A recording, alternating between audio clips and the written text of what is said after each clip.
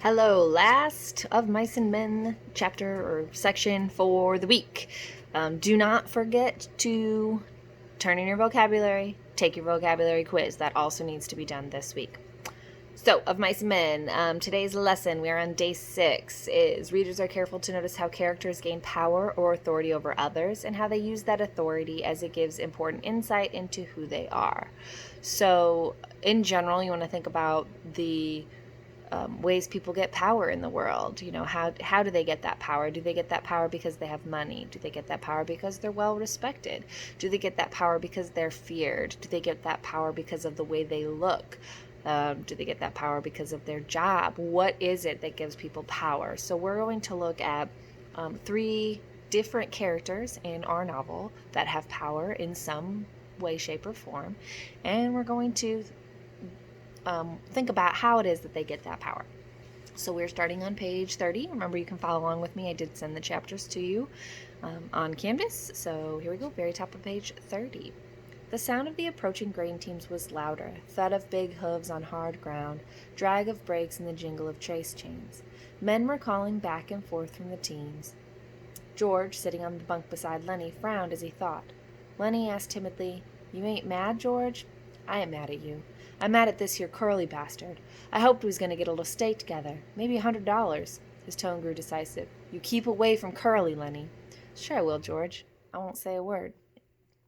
"Don't let him pull you in, but if the son of a bitch socks you, let him have it." "Let him have what, George?" Never mind. I'll tell you when. I hate that kind of a guy. Look, Lenny, if you get in any kind of trouble, you remember what I told you to do?" Lenny raised up on his elbow, his face contorted with thought. Then his eyes moved sadly to George's face. "If I get in any trouble, you ain't gonna let me tend the rabbits." "That's not what I meant. You remember where we slept last night, down by the river?" "Yeah, I remember. Oh, sure, I remember. I go there and hide in the brush." "Hide till I come for you. Don't let nobody see you. Hide in the brush by the river. Say that over. Hide in the brush by the river. Down in the brush by the river. If you get in trouble. If I get in trouble." A brake screeched outside. A call came. "Stable Buck. Oh, Stable Buck." George said, "Say it over to yourself, Lenny, so you won't forget it." Both men glanced up, for the rectangle of sunshine in the doorway was cut off. A girl was standing there looking in. She had full, rouged lips and wide-spaced eyes heavily made up. Her fingernails were red. Her hair hung in little rolled clusters like sausages. She wore a cotton house dress and red mules on the insteps of which were little bouquets of red ostrich feathers. "I'm looking for Curly," she said. Her voice had a nasal, brittle quality. George looked away from her and then back. "He was in here a minute ago, but he went." "Oh." She put her hands behind her back and leaned against the door frame so that her body was thrown forward. "You're the new fellas that just came, ain't ya?" "Yeah." Lenny's eyes moved down her body, and though she did not seem to be looking at Lenny, she bridled a little. She looked at her fingernails. "Sometimes Curly's in here," she explained. George said brusquely, "Well, he ain't now." "If he ain't, I guess I better look someplace else," she said playfully. Lenny watched her, fascinated. George said, "If I see him, I'll pass the word you was looking for him." She smiled archly and twitched her body. "Nobody can't blame a person for looking," she said. There were footsteps behind her going by.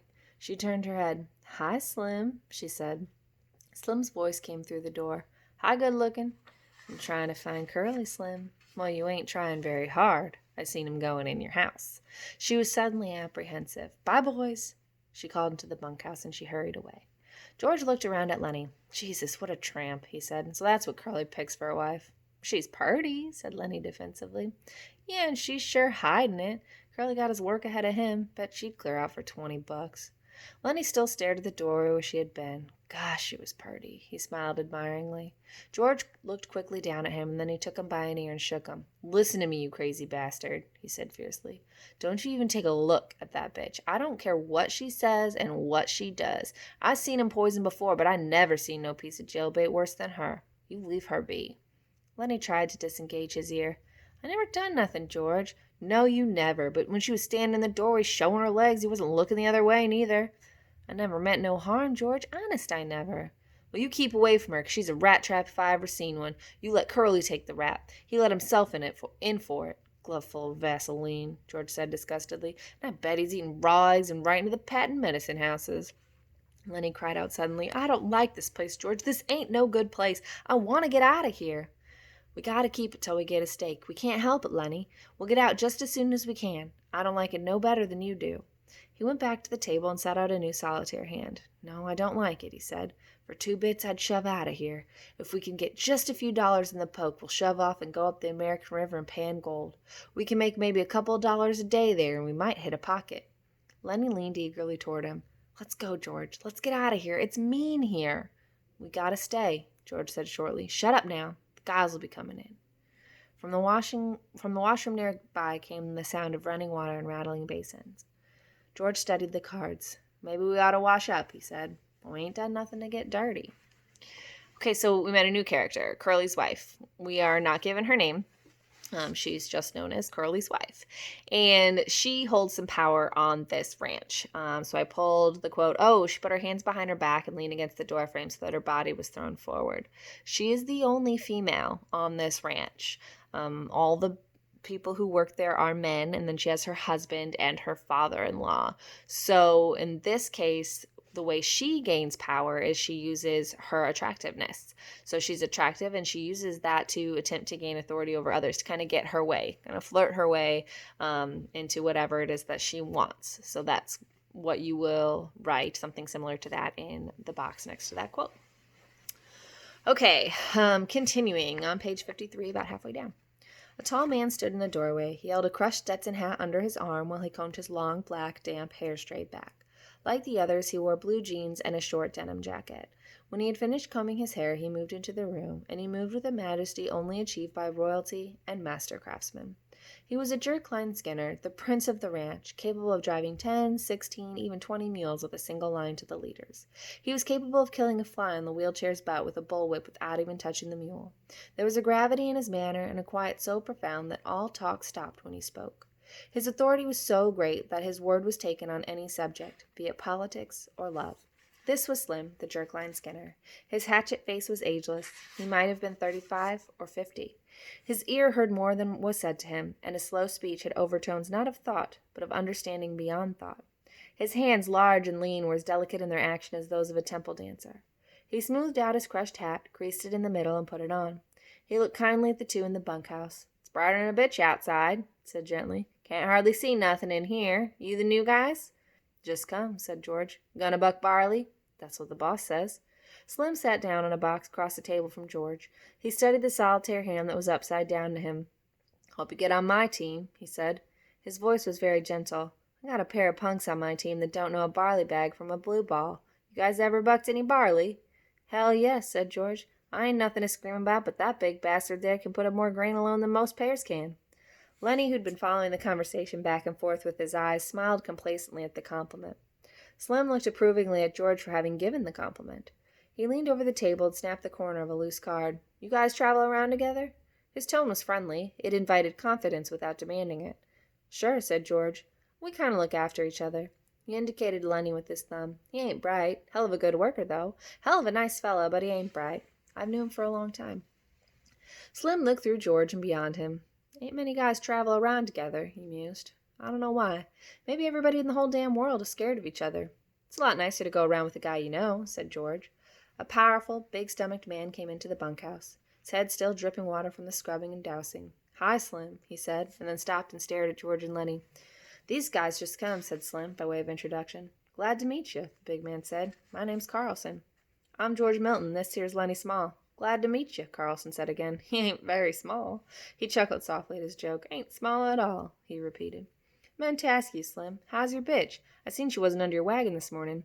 She slang her pups last night, said Slim. 9 of 'em. I drawn 4 of 'em right off. She couldn't feed that many. Got 5 left, huh? Yeah, 5. I kept the biggest. What kind of dogs do you think they're going to be? I don't know, said Slim. Some kind of shepherds, I guess. That's the most kind I seen around here when she was in heat. Carlson went on. Got 5 pups, huh? Gonna keep all of 'em?